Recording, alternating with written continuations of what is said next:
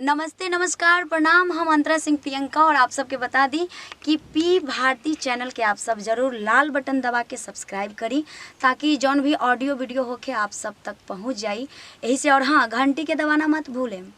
तो हमनी के आशीर्वाद प्यार दी और यह चैनल के आप सब ज़रूर सब्सक्राइब करी। धन्यवाद।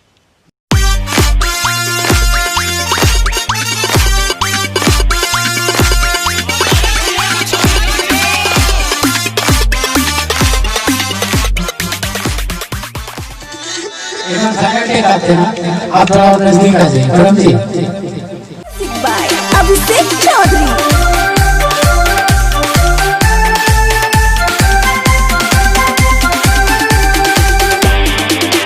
हम है दूध के मलाई, सबके दर्द के दवाई।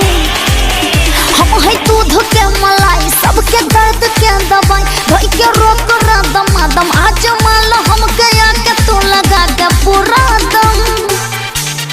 आप लूट लो जवनिया मस्त माल बानी हम। आप लूट लो जवनिया मस्त माल बानी हम। देसी गर्ल है तू भी देसी तेरी चाल है, कमर पे तेरे टैटू लगता ये बेमिसाल है। लगती है तू ब्यूटीफुल हीरोइन के मापे, देख ले जो तेरा बस एक बार जलवा हो जाएगा दीवाना। कन्फर्म ये मजाना, फर्म ये मजाना।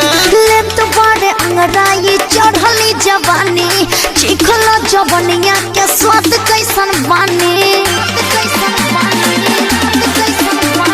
ले तो बड़े अंगड़ाई चढ़ली जवानी, चिखलो जवनिया के स्वाद कैसन बानी। पी के 4 घोट प्यार के भुला द सारा गम।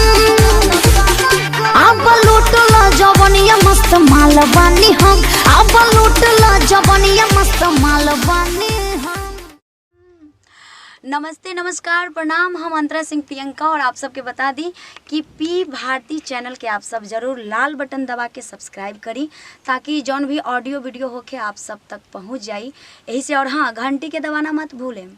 तो हमनी के आशीर्वाद प्यार दी और यह चैनल के आप सब ज़रूर सब्सक्राइब करी। धन्यवाद।